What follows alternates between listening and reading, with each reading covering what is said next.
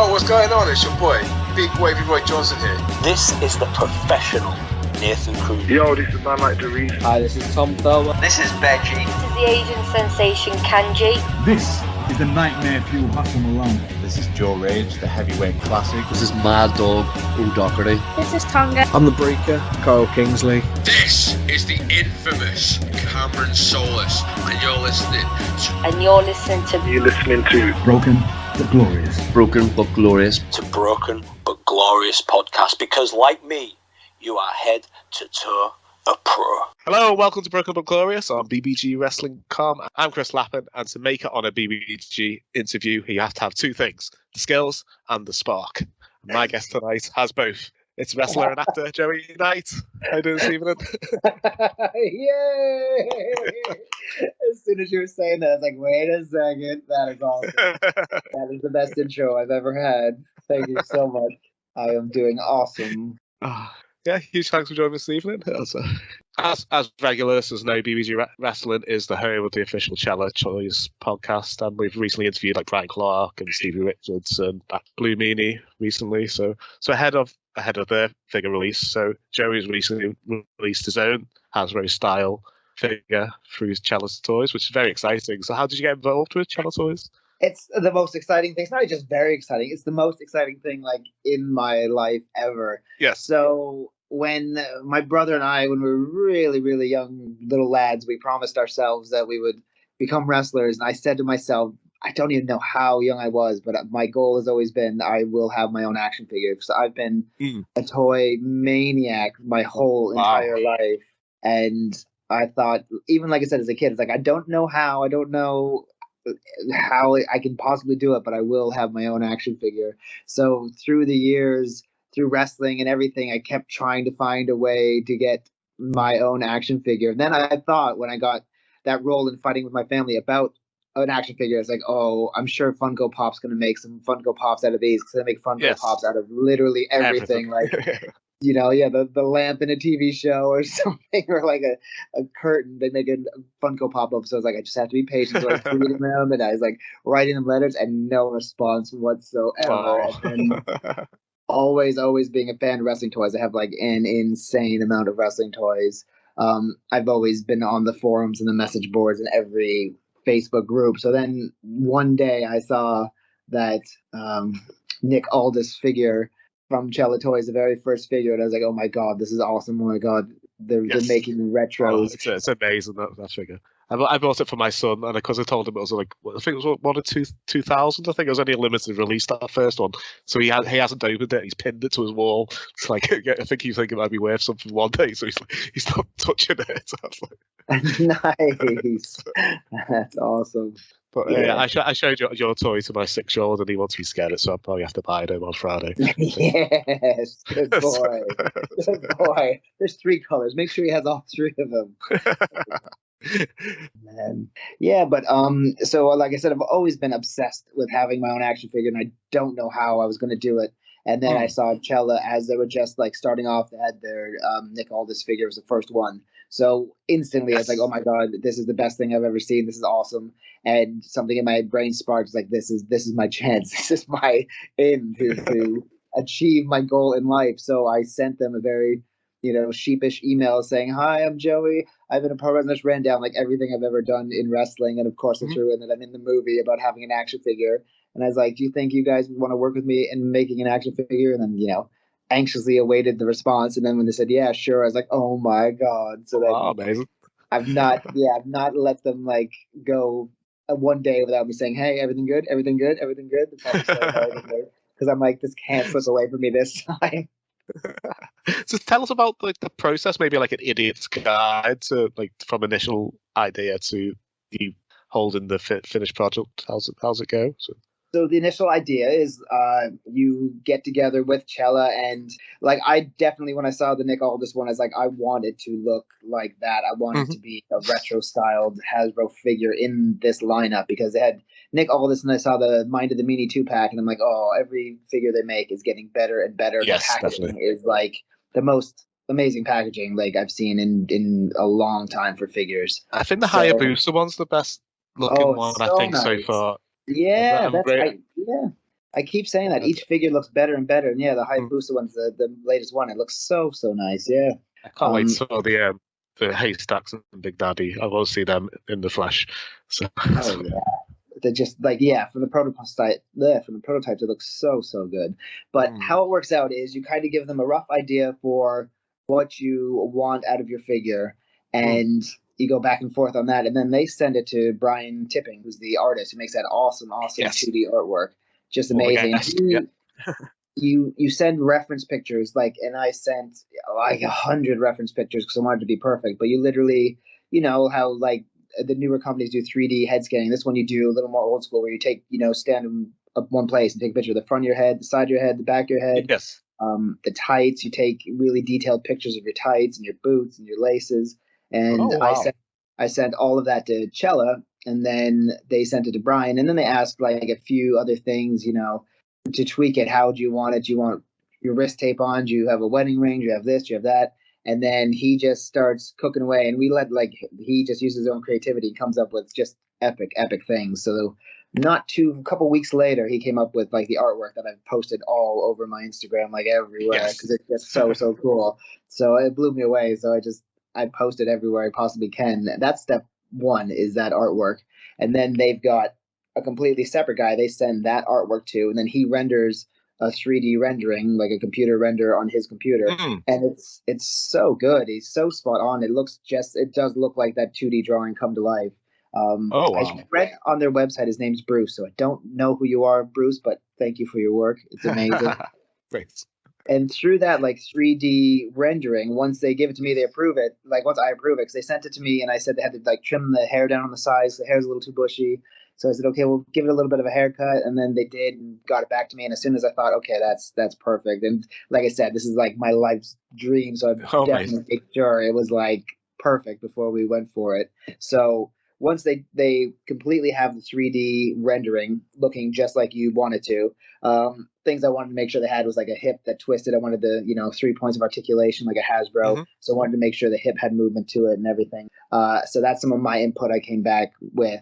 At that point, they take that 3D rendering and they send it off to another guy, who then creates a mold of the 3D rendering and then makes a resin prototype. And again, I don't even know who this person is because I don't see it on their website, but they are just outstanding. It's probably why it's not on their website, so they can't be kidnapped to make prototypes for somebody else. But yeah, this is so good. So that took a few more weeks to do because they had to tweak it, and there's decals that they have to apply to it, and there was something with the decals on the sides of the tights because they got some really crazy tights. And the first figure I made looks just like the figure in Fighting with My Family, because I thought it would be a good way to break the space-time continuum, to be the guy in the movie about having his own action figure actually have his own action figure in real life.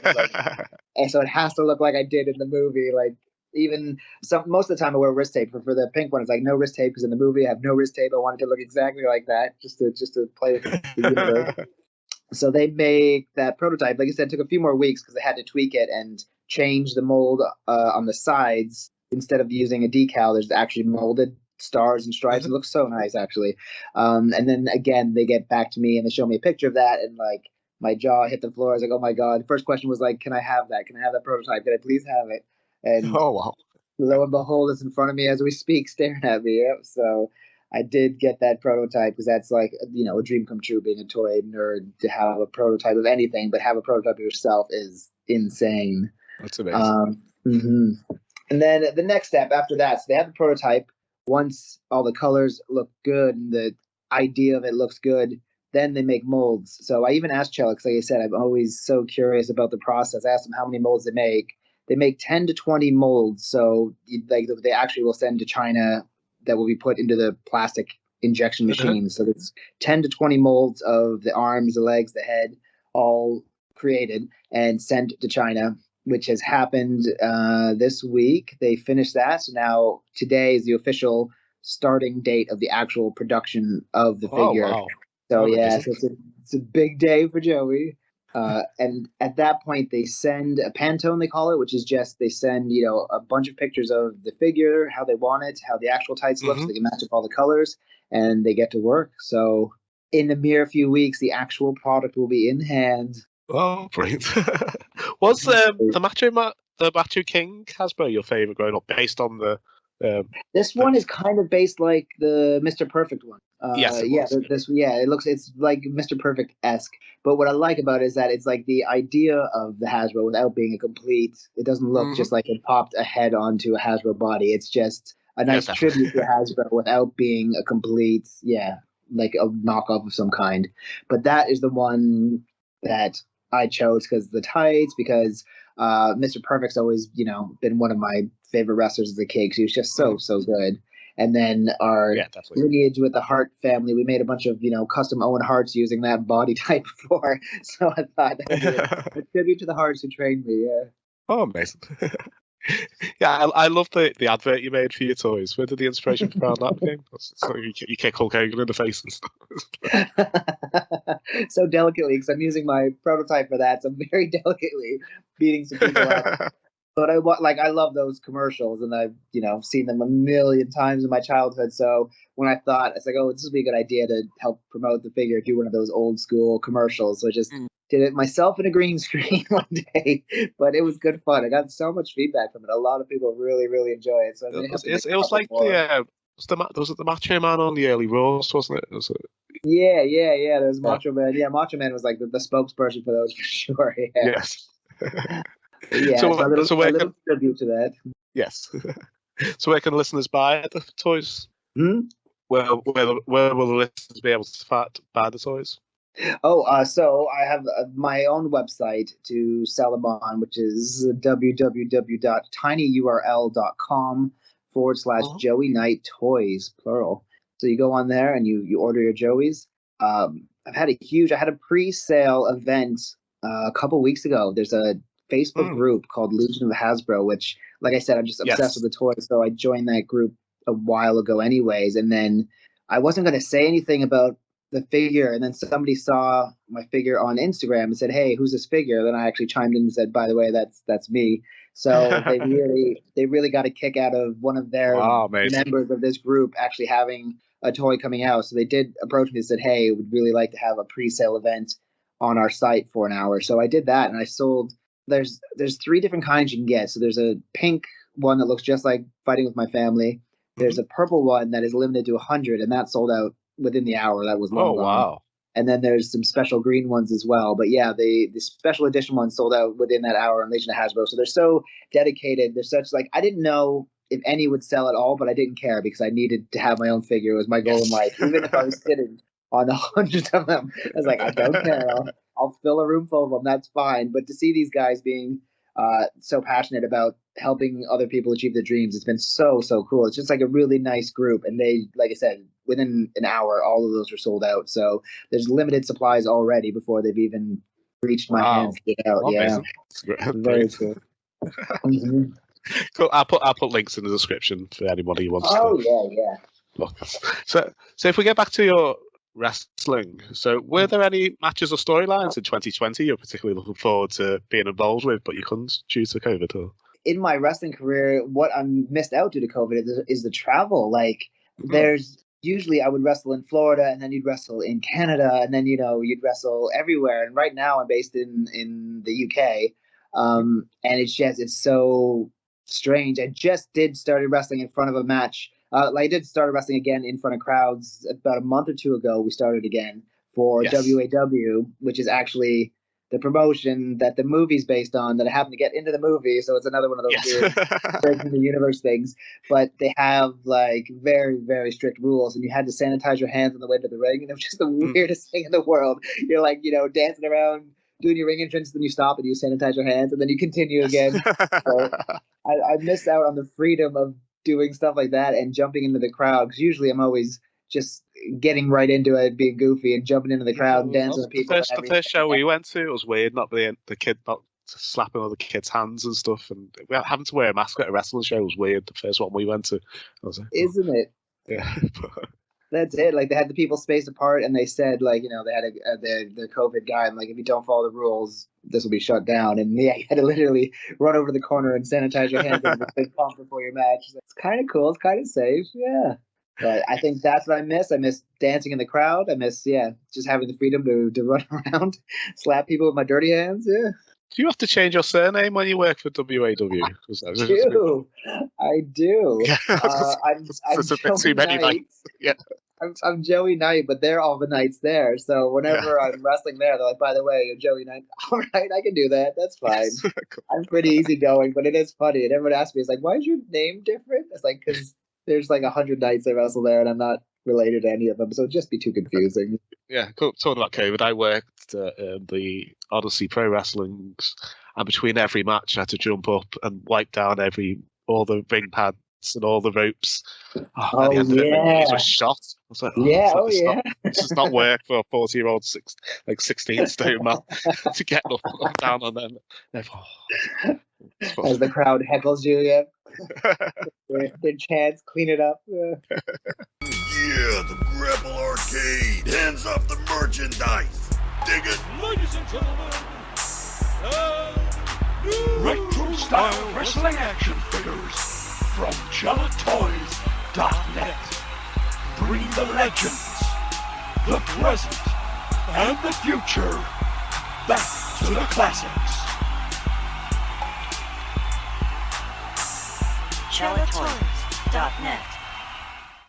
Right, so if we go back to the beginning, so who was your favorite wrestler growing up? Well, somebody asked me on Instagram out of the blue, and they said, "Hey, what was your first memories of wrestling?" I said, "Oh, that's really cool. It's a neat question that nobody's asked me." And I remember it was a Christmas day in Canada, and we're up early, and I guess my older brother, who's also a wrestler with me, he would get up earlier than the rest of us and watch wrestling, and I've never seen it before. And he's like, "Oh, you guys are up early. You can finally watch what I watch." And he turned on the TV, and it was Brutus Beefcake and Greg the Hammer Valentine against somebody. But that's the first introduction to wrestling, and the tights, and they had I think We Are the Champions or some, they were tag team champions at that time, and it was like the Dream Team was about 80.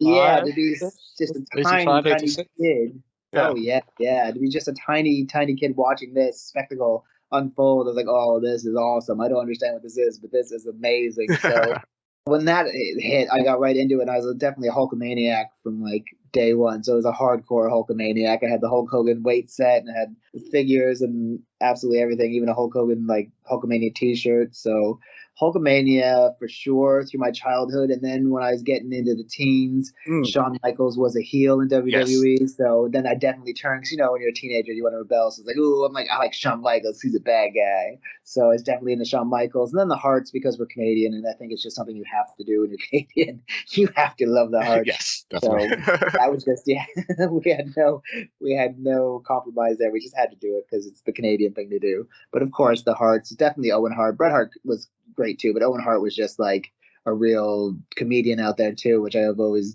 gravitated towards. Yeah, I was absolutely, If he was around now, he'd be a multiple-time world champion. Just the way he was, how he antagonized the crowd. I think.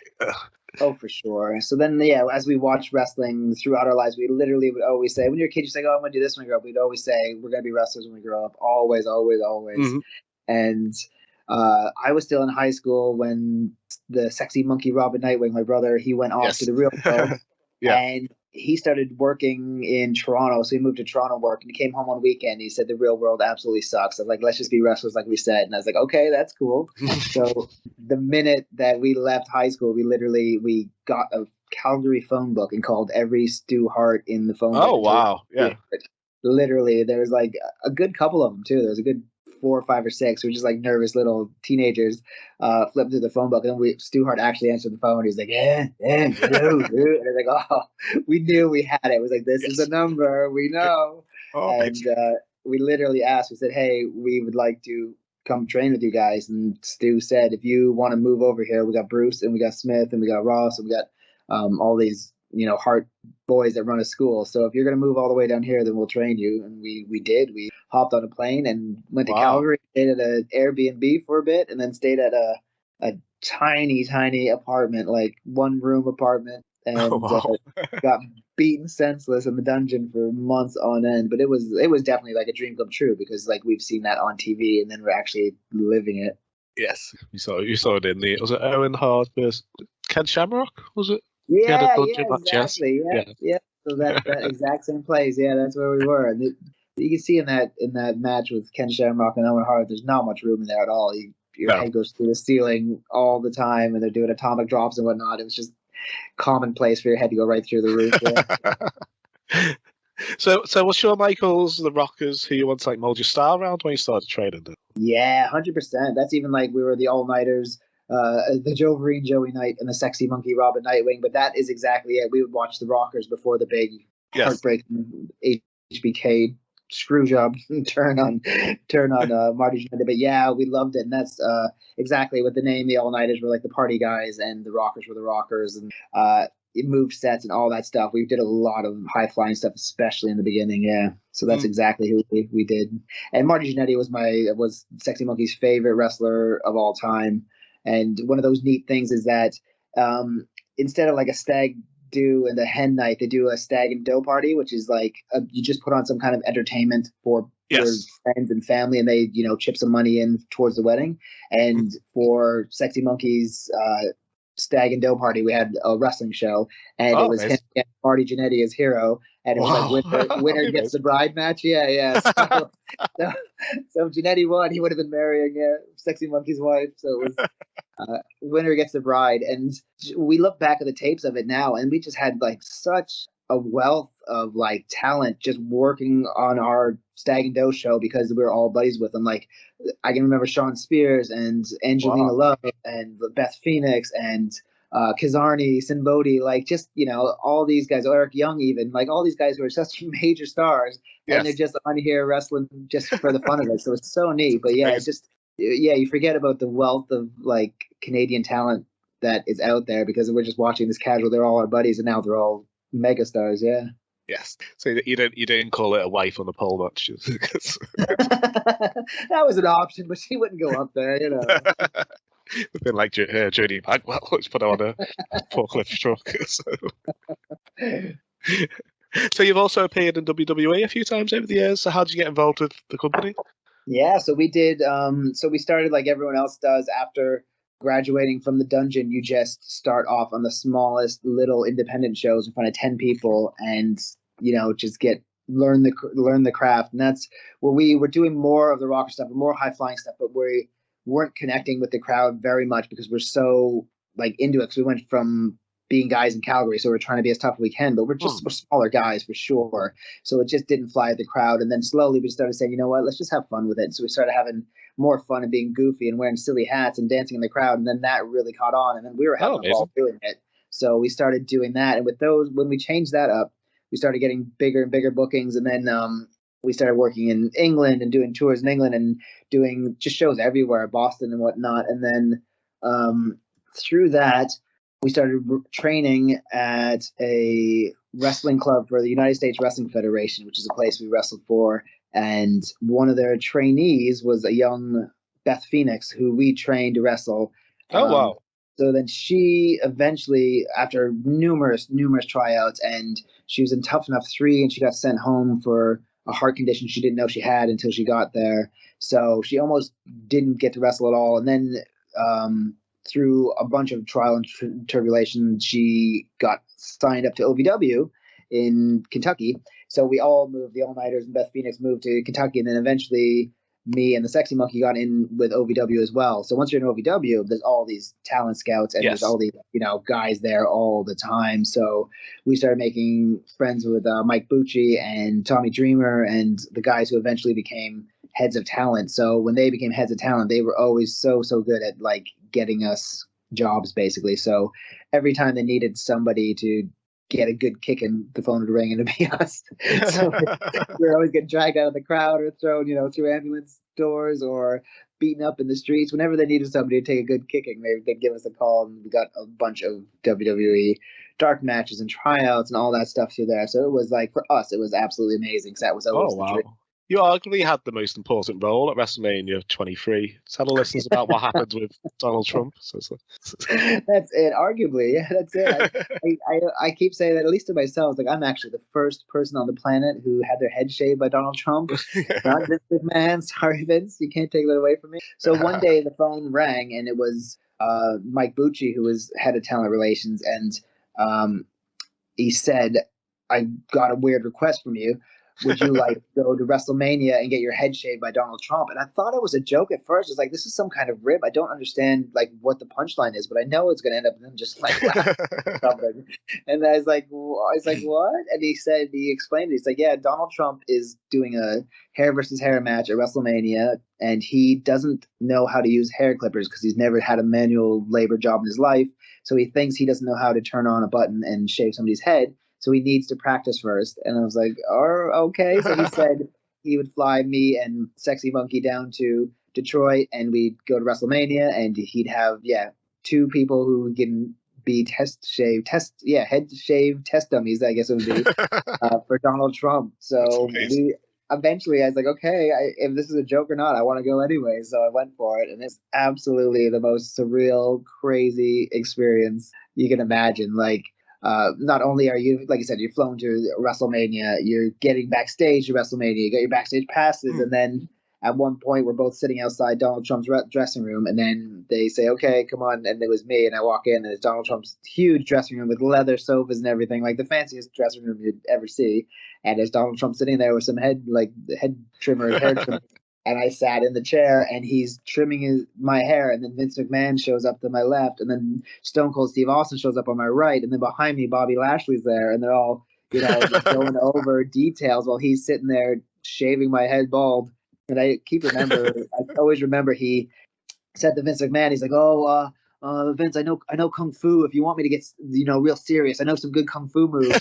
And I see like Vince McMahon and Stone Cold look at each other and roll their eyes and like, no, we're good, Trump. You're okay. We know you got those sweet moves, but you know what? You keep them to yourself tonight.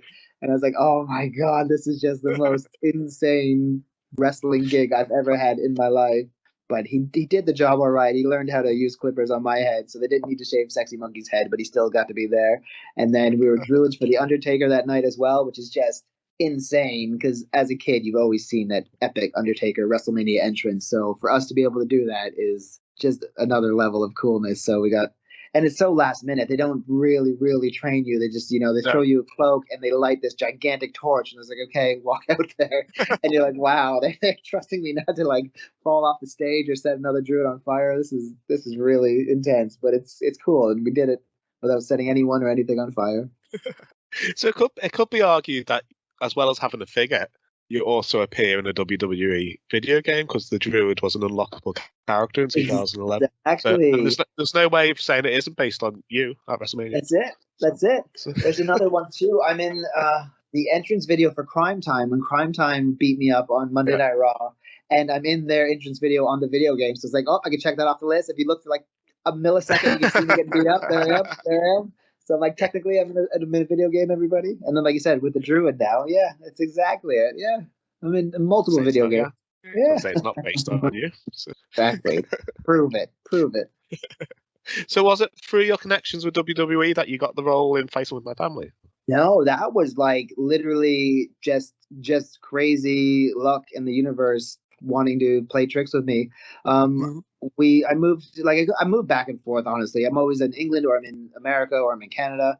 And at that point I was living in London and I was doing just side gigs as like a movie extra, doing small parts of movies, small acting roles. Basically because they film a bunch of like superhero movies and I'm obsessed with Batman. So I was when I was in the States, I was in The Dark Knight Rises. So I was over here and I was in London. I did Justice League and just did and you do like some commercials and stuff like that too. So then I saw that they were making a movie about wrestling and I saw it on one of the websites I used to get extra work. And I saw it was like a wrestling theme thing. And it's like, wait, I think this is actually about Paige and about WAW because we, like I said, we wrestled for that family for years. Even before this movie, we already knew them. So I saw the auditions were in London, so I just happened to rock up for the auditions, and I saw a bunch of other wrestler guys that I knew in the industry who were there auditioning as well. So they had us do these crazy like wrestling drills. They had a ring in this huge hall. They had a ring, and we did all these wrestling drills and wrestling moves and little spots and stuff like that. And then they had you basically cut a promo in front of Stephen Merchant, the comedian / director / movie star. So he was just there and with a camera, and you had to cut a promo. So of course I did like my best obnoxious American promo about Donald Trump's best friend and this and that and the other thing. And a couple of weeks went by, and then I got a phone call and said, yeah, you got a role in the movie. So it's completely, it had nothing to do with wrestling, had nothing to do with WWE or anything, just dumb luck. I went to an audition for it and got the role. Yeah. Oh, amazing. Yeah, you're actually the second wrestler I've interviewed who had a part in that movie. Mr. Williams, I interviewed. Nice. Wasn't long after it. He was the referee in the Paige AJ match. So. No, yeah, Sparks, I love him. Yeah, he's my amazing. buddy. Yeah. He's the reason I got the role, because I was asking around for when the auditions were actually taking place, and he was the one guy who responded. He's like, "Oh, it's happening at this date, this time." Amazing. So he is the reason. Yeah, he is the reason I got that role, and I always give him credit. And he's too humble to accept it, but he's the actual true reason that I got there, because I asked him as I got a feeling for when they were doing auditions, but he actually gave me the actual information because he was auditioning as well. And he told me the date and time, everything. And it's like, so he is the reason I got, Cool. I got I'm probably gonna see him on Sunday because he's the GM at Wrestle Island, my local promotion. So really? I'll be there on Sunday. Nice. Yeah, so. Oh yeah, tell him I say hi. First show back. Yeah, oh, wicked. Nice. So what was it like working with Vince Vaughn? He was like one of my favorite actors in like late 90s, early 2000s. So. Oh yeah, that was like, it was insane. The whole process. Like I said, I did movie stuff before, but this was just another level because you show up and all the trailers are there, and they had like a fake WWE developmental, because it was all filmed in London, but they had the WWE developmental that they recreated in one of the stages, and then they had this backstage where I did most of my scenes that was just created. So it was so cool just to see that first. Like, wow, they're recreating stuff, you know, and it looks legit. It looks so good. And then we get in there. The first day, it was just moves. So we just did 12 hours of wrestling over and over and over, the same moves over and over, bumping again and again and again. Because you know how they do movies, they just move the camera around over and over again. So we did the same spot, and they're absolutely beaten down and exhausted. But they had Vince Vaughn show up for that one, and they had Vince Vaughn show up the next day for all the lines and everything else. But I mean, it was, like he had that star power. He had, his assistants with him and everything else, and his shoelace came untied, and somebody jumped into the ring and tied his shoe. I was like, wow, okay. He still got it. He still got the star power, because that was insane. Somebody just ran across the room. He said, "Oh, my shoe's untied." Like just talking, and somebody bolted across the room, slid into the ring, and tied his shoe. I was like, wow, okay, that's star power still. But he was super nice, actually. He was really, really good to us. He was always chatting. He kept going on about when Stone Cold Steve Austin gave Stacy Keibler a stunner because she wouldn't drink beer. Like between every page, he kept talking about that. I was like, he's obsessed with this. What's up, Vince Vaughn? Why are you obsessed with Stacy Keibler getting a stunner? But yeah, so the first day was all just moves, and then the next day of filming, another 12-hour day. And, Florence Pugh, who's a huge actress now, she's in Black Widow and everything. She was super, super nice as well. Like for them being, up and coming stars, they're so nice and so good to everybody. They all just were hanging out, and they did a ton of their moves too. By the way, they did pretty much all the stunts I saw in the wrestling was all Florence Pugh, who's, like I said, a megastar now, but she was taking the bumps like the rest of us. Yes, amazing. But yeah, this second day of the filming, when they gave me the sheet for the script, and I saw action figure, lines for the action figure, I was like, oh my God, this is like fate and destiny colliding, because this is like, he's talking to me about having an action figure, and that's like my sole purpose in life. Like, this is insane. But it was so good. But like when people watch the movie, you can tell now when you hear this interview, every time I said my line, somebody would come up to me and they'd say, hi, where are you from? I was like, well, I'm originally from Canada. And they said, yeah, we kind of hear it in your voice. I'm like, okay, yeah. And like, don't worry about it. So like I had to say that line 100 times that day. And every time I said it, somebody came over and they're like, where are you from? Like somebody different. And I said, I'm from Canada. And they're like, yeah, well, this movie's set in England. I'm like, okay. So and it's like they chose me. I auditioned. So I think when I auditioned with that American promo, they must have thought I was putting on an American accent. So they must have been like, this guy's American accent's so good. He's such a good actor. We got to give him the lines. Then I get there like, oh, wait, he's just an American guy. Never mind. So in my head, it's like, oh my God, what do I do? Do I put on a fake UK accent, or do I just stick with it as because the main thing, I didn't want to get cut from the movie for not having the right accent. So I'm like, what am I going to do? And it's like, I do the absolute worst English accent you could ever imagine. So I'm like, I'm not going to go on there and be like, oh, look to be WWE champion, mate. So I was like, so it's like that would surely make me, get me fired from the job. So I was like, oh, I'm just going to stick with it. And it wasn't until I saw it in theaters for the first time, I saw they dubbed I over was going to the ask that one. voice. Yeah, I'm sitting in the theater and all my friends point and laugh like, oh, because this weird British accent. They either used some kind of computer to tweak the voice or they actually had somebody dub it over completely, but I've never been given the answer to it. But I don't care because I'm still in the movie, so I'm like, I'm fine with that. I'm still in the movie because that was the scary part for it took like 2 years to come out or something like that. It took a while to come out. And I was like, oh man, please let me still be in the movie after all of that. So it was a proper like David Prowse moment. So he didn't know that L. Jones did the Darth Vader voice till he got to the cinema apparently. So. Exactly. Exactly. It was my David Prowse moment. Wait a second. But it's still would have been a very different movie if Darth Vader had a West Country accent or something. It would have been fun. But it still blows my mind when I see the clips of me and Vince Vaughn. It's like I am in a movie with Vince Vaughn and The Rock. Like this is so crazy because like you said, I must have seen every Vince Vaughn movie ever, and for him to actually be cool as well is just even better. At one point, we were supposed to look at The Rock. Like they said that he had some line where he's like, "Oh, that sounds like something The Rock would say." We all had to look over at The Rock who wasn't there, and they're gonna insert him later through editing. That never made it to the final cut, but I remember us all having to look over at The Rock because I guess originally they had the plans that The Rock would be watching their tryout in the movie, but they edited that. So I remember looking over to an empty chair and like, oh, there's The Rock. Amazing. Yeah. Right, idiots. This is Mr. Williams, your Wrestle Island GM, superstar, film star, wrestling star in the UK. Make sure you listen, subscribe, like Broken but Glorious podcasts. Idiots. Get it done now. All right, so if you're a promoter for a day, promoting an event, using wrestlers you've either worked with, trained with, wrestlers are associated to you in some way. If I give you a match type, you tell me who you put in that match. And as it's your show, every match can be intergender, every match can be triple threat, every match can be fit 4-way, 6-way. It's your show. There's no budget on it. Just no budget. Oh, that sounds like a stack.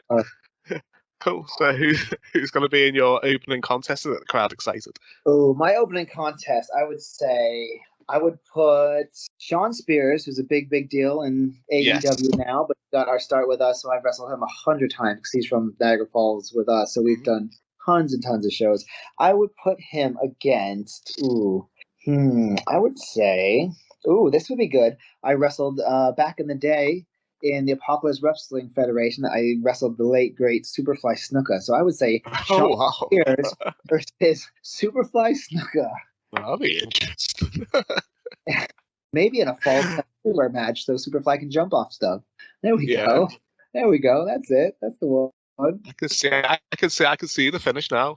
Sean Spears goes to hit him on the head of his chair, thinking he's finished it, but he's got the Pacific Island ahead, so he doesn't hurt him, and then he just chops him and splashes it with the wind. So I can see the end.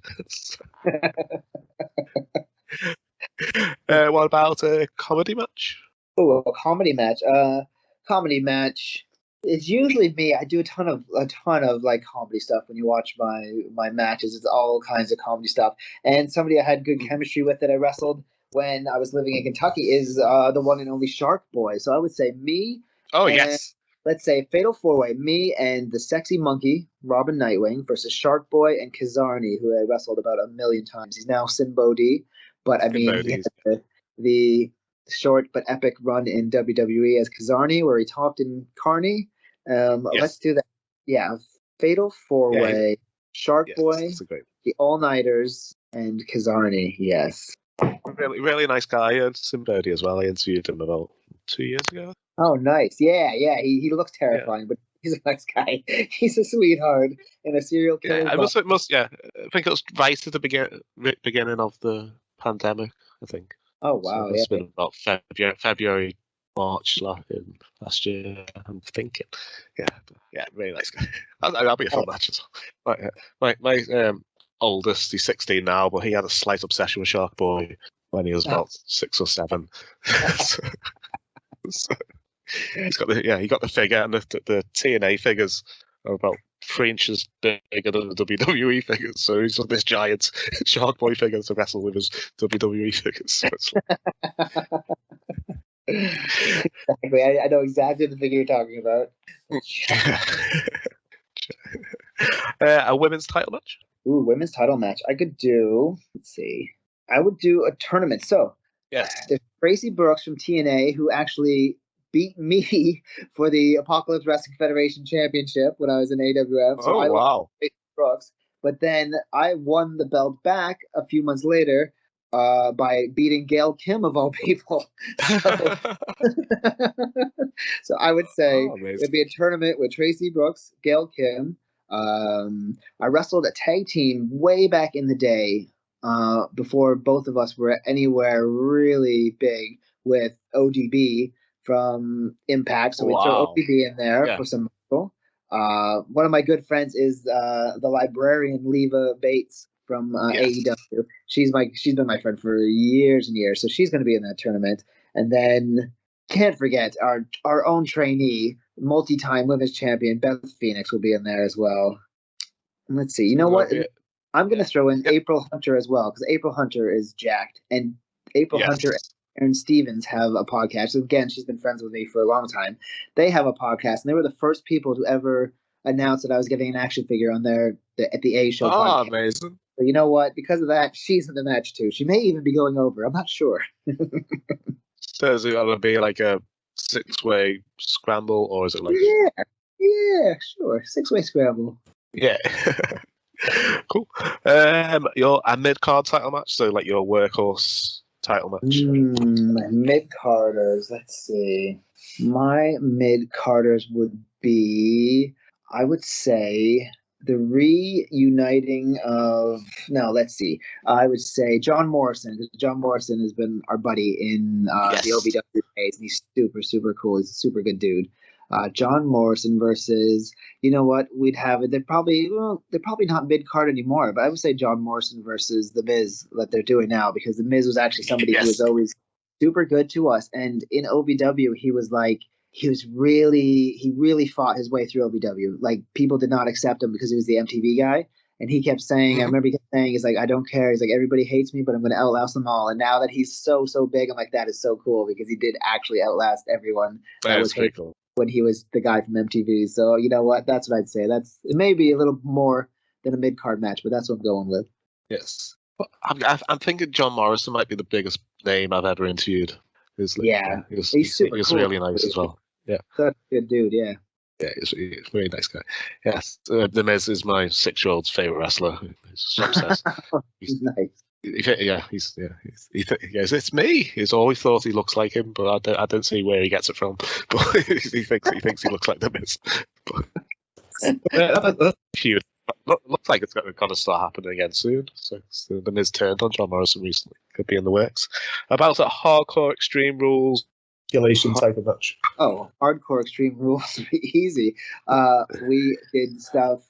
We actually wrestled in the ECW arena before, but yes, we had history with Sabu, and there's a guy who still wrestles now who was trained, and he was a referee in ECW, and his name's HC Loke, and he's hardcore. Yes. He still is hardcore. So I'm going to say Sabu versus HC Loke in scaffold match. There we go. Let's really abuse them. Scaffold match. I'm so glad they don't do them anymore. They're scary matches. So scary. Too scary to watch. Never mind do, yeah. I'm sure I had nightmares for weeks after watching. Was it Jim Cornette who fell off it and broke both his legs? On his hip. Oh, I know. He plays him on. Yeah. Your tag team title match. Oh, tag team title match. I would say all-nighters are going to pull double duty. The all-nighters have to be in there. And the sexy monkey. We're just going to do another match. We're going to go in there. Let's see who we go against. Oh, I would say against Crime Time. I know that the late great Chad Gaspard and Jay the God, and those guys beat me down in the hood on WWE Raw many moons ago. So that would be it. Yes, the late great Chad Gaspard and Jay the God versus the All-Nighters. I've always liked Crime Time. I thought they were always a great team. Oh yeah, another set of like decent human beings too. Really nice people. Yeah. And then it's your main event. your title Main- match. Okay, I saved the big ones for last. So there's Kane, obviously. Kane, who beat the All-Nighters mercilessly when we were ambulance drivers in the Kane versus Edge match on Raw. He threw me flying through the air, and I thought I legitimately broke my elbow on the landing, but I didn't care because I was on Raw. So I was like, yeah, I think I broke my elbow, but come on.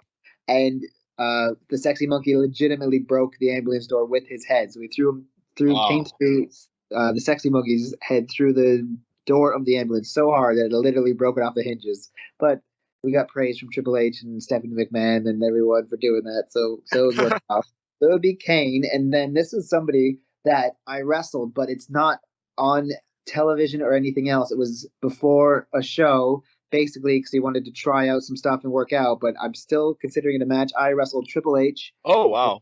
SmackDown many moons ago, and he was actually super nice to me. I thought he destroyed me, but he was actually super good to me. So it's gonna be Triple H versus Kane is my main event, and the main, bragging points is both of those men beat me senseless at one point in my life.